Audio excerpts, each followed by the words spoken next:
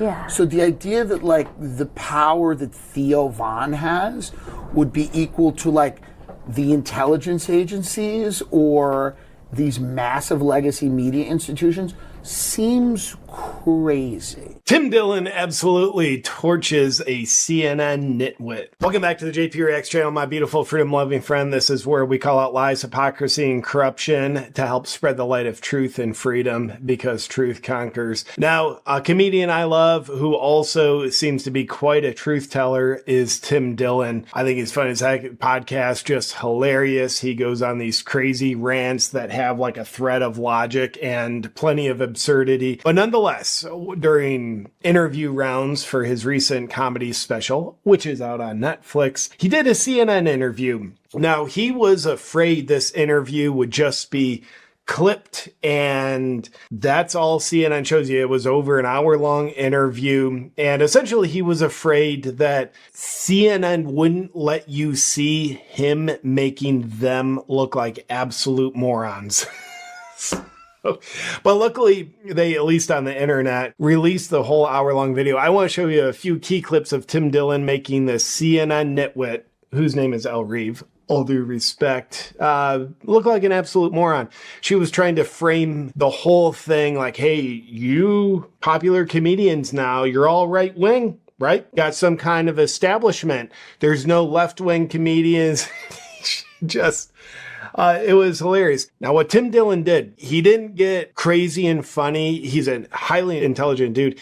He would be incredibly nuanced, yet direct. And you'll see him, he's kind of talking slow, like he's talking to a 4-year-old. Now, obviously, these are left-wing, far leftist questions coming at him, but he would stay slow. He would be polite. He would be nice, not confrontational, yet nice, but direct in his stance in order to hold their attention and not let the normal leftists, I'm emotionally outraged, then it's just an emotional conflict you're watching, not a nuanced conversation. But the cool thing is when you have a truth teller in a nuanced conversation that the other party's actually engaging with, you see the other party get torched and look like a moron. First clip we'll take a look at is El Reeve, CNN lady, trying to suggest, hey, like, there's no left-wing comedians, like, it's all owned by the right, which, by the way, it's hard to be a good comedian if you're not basing your stuff on truth. But Tim Dillon just rattles off like 10 left-wing comedians that are selling out arenas,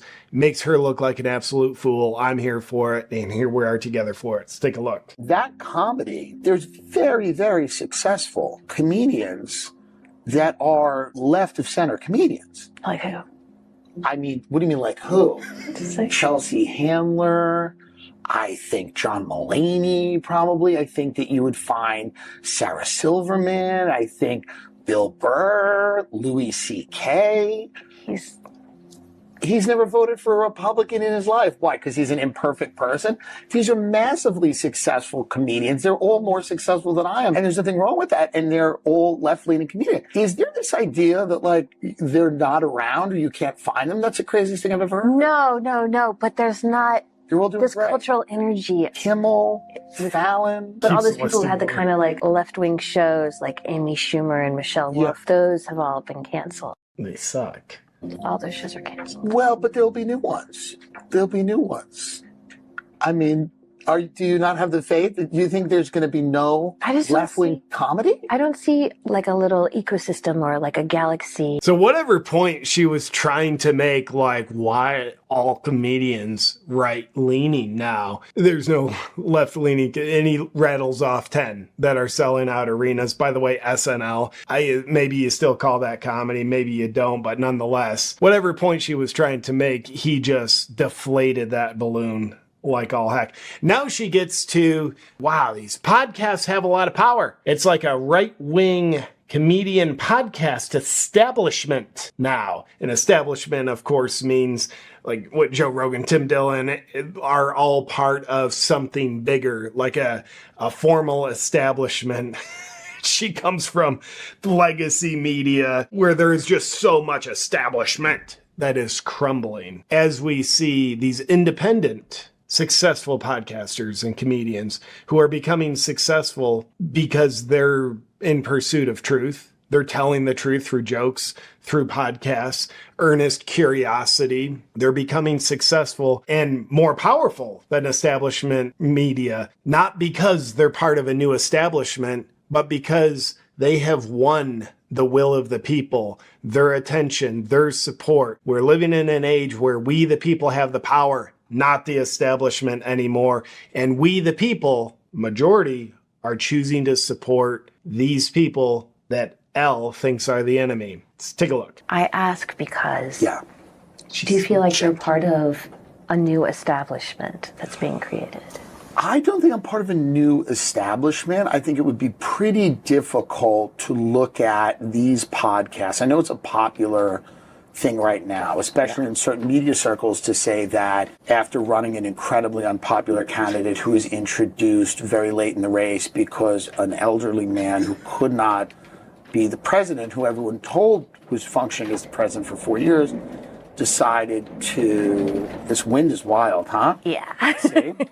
But this was a very specific circumstance in which Kamala Harris ran for the presidency. Yeah. She was somewhat unpopular, and she was not as...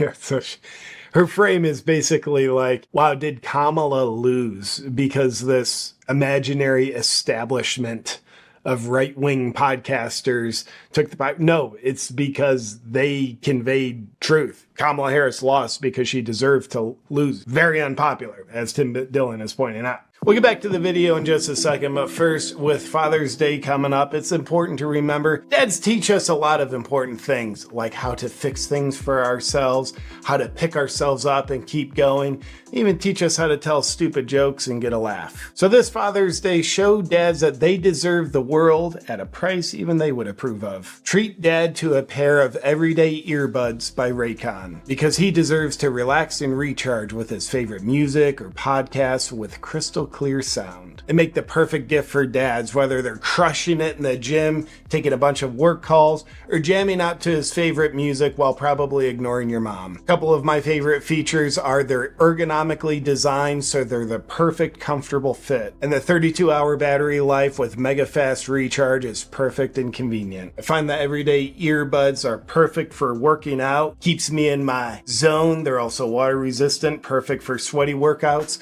or keeping myself focused while I'm working. And I find the noise canceling feature absolutely amazing, whether I'm trying to focus to get work done or I'm just wanting to block out all distractions so I can get some recharging moments for myself. Get the everyday earbuds by Raycon for the perfect Father's Day gift. Just go to buyraycon.com/JPReacts. That's where you get 15% off. Again, that's buyraycon.com/JPReacts for 15% off everything site-wide. Brought to you by Raycon. Now back to the video. Star in Democratic politics before this at all. And her communication strategy was pretty weak, I think. He is being so nice and polite so that this stays as a logical conversation rather than it becoming an emotional conflict where he's like, well, she was just an idiot. Like if you listen to him talk about Kamala on his podcast, he's got no filter. It's amusing. So I do appreciate he knows who he's talking to and he's doing it so well. Most people have admitted that. So to hang this defeat all on a few podcasts and to say that they were the problem, I just don't buy the narrative. I don't think I'm a new establishment. If you weigh, again, a few comedians with podcasts versus all of the people that supported Kamala Harris, Democrat donors, billionaires, big people.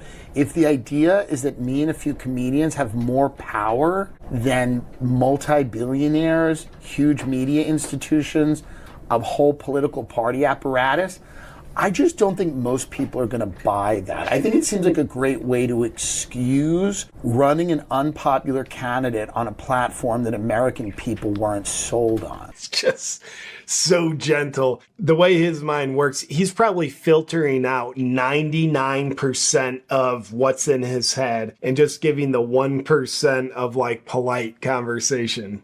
I think even beyond politics, though, even beyond the question of the election, again, I know that they're liberal Joe Rogan conversation is so dominant, and I think not like nuanced enough. But there is power in a massive audience. There's absolutely power in a massive audience. But if you're saying that that power is equal to the CIA or all of these other people that have been very critical of President Trump, right? Yeah. So the idea that like the power that Theo Von has would be equal to like the intelligence agencies or these massive legacy media institutions seems crazy. But you got way more audience than when you're saying we don't have power, we're not the CIA. Well, there's some gradations between that, and also I'm sure there's like. Well, just you use the word. I'm gonna stop her right there. Someone like Joe Rogan, big audience, therefore on paper looks like a lot of power, but that's not power that's taken. It's not like CNN or CIA power that's grabbed from people. It's power that's channeled from we the people because they choose to go on Joe Rogan. Like Joe Rogan podcast never finds you. Like you turn on your TV randomly, CNN finds you. Joe Rogan podcast never finds you. You have to go find it. So people are channeling their power through their attention and their mindset into Joe Rogan, for example. It's not his power. It's the power of we the people. And that's a huge difference between the establishment media that has very little power. The power it tried to grab, it's quickly losing, and people aren't inherently largely giving their power to it. They're giving it to independent thinkers. Let's go on, lady. Just you use the word establishment. Yeah. I didn't say that we didn't have any power or that audiences weren't powerful. But when you use the term establishment, I think that that's more than just having an audience. That's having an institutional component that I don't think we have. But I think legacy media does. I think the government and the intelligence communities do. I think Hollywood certainly does. And I think all of those people, all of those power factions have worked together for a very, very, very long time. So to say that a few comedians with podcasts equal that seems crazy. I see why me. Okay, I understand. That's the only thing.